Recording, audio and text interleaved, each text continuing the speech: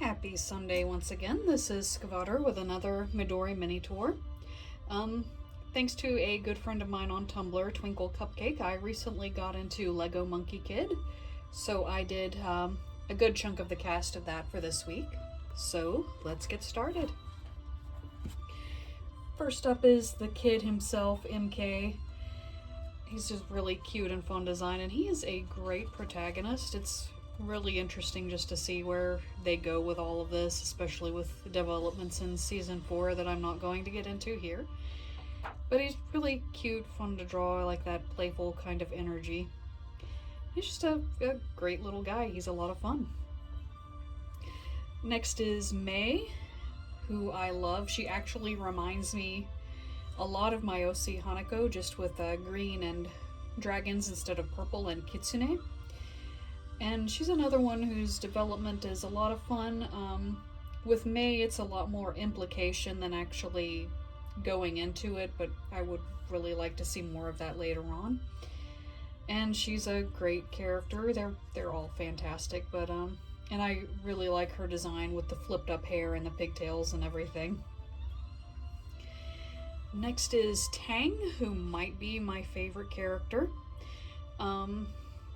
There are, of course, all counterparts to Journey to the West characters. MK is Monkey King, May is the White Dragon Horse, and of course Tang is Tong Sanzong. But he's a lot more open and friendly than the Journey to the West character, and possibly the most relatable character because all he wants to do is talk about his favorite stories and eat noodles, and he's just really cute. And the direction they went with this character is a lot of fun.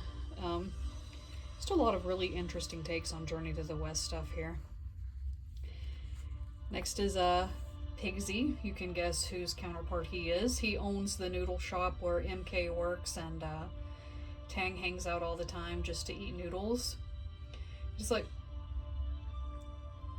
he treads a really fine line between the only sane guy there and just flipping out at everything. And it's the way he reacts to different things is really interesting. And later on, it's more gone into that he raised MK, so that's a lot of fun. He's a good dad guy. And next is Sandy.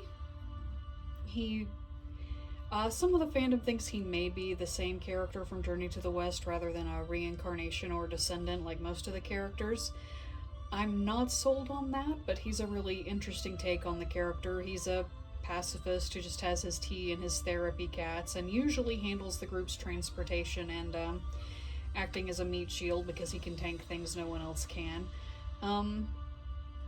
He's probably the least developed of the main cast, partly because honestly, a lot of his development happened before the start of the show, so the series sometimes doesn't seem to know quite what to do with him, in the same way Journey to the West tended to forget that the White Dragon Horse was even there.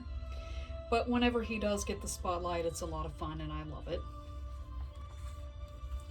Next is Tang's main competition for my main character, Red Sun. Obviously, he's the red boy of Journey to the West, but his whole storyline there seems to have not happened, so he's very young for a demon, gets to be part of the kid group with May and MK when he's on screen, and I've heard him described as season 1 Zuko with less chill, which is not inaccurate, but he's also a gadget guy, a engineer, which I would like to see them do more with. They kind of dropped it a little bit after the first season.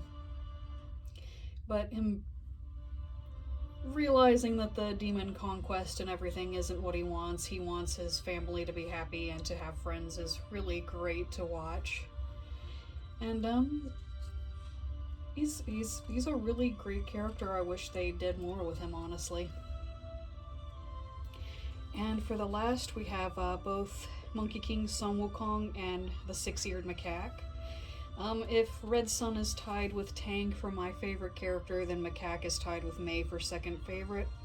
He's another one who goes through a lot of interesting development, because he's another one where, like with Red Sun, things didn't go down the way they did in Journey to the West, and it's really fun to see him come to terms with what went on, his role and everything, and take steps forward. And of course, I couldn't have this without Wukong himself. And I really love the way peaches are used for various stages of their friendship falling out and starting to move toward reconciliation by the end of the 4th season. They're both really great characters, and I just had to get both of them in there. Initially, it was going to be just Macaque, but how can I leave out Wukong? That is it for this week. Next week, you may know that Super Mario RPG's remake came out last Friday, and we have been marathoning that, so this week's theme is going to be characters exclusive to that. Yeah, I've done Geno and Mallow in here before, but there are a couple of characters and creatures and things that I've done more than once in here. So, yeah, we're going to get Geno and Mallow again, along with other things. Probably Sergeant Flutter will be in there, because unsurprisingly, I like him a lot. And maybe some of the Smithy gang. But I will see you next week for that. Have a good week, and happy Thanksgiving if you're in the United States, and I'll see you next Sunday.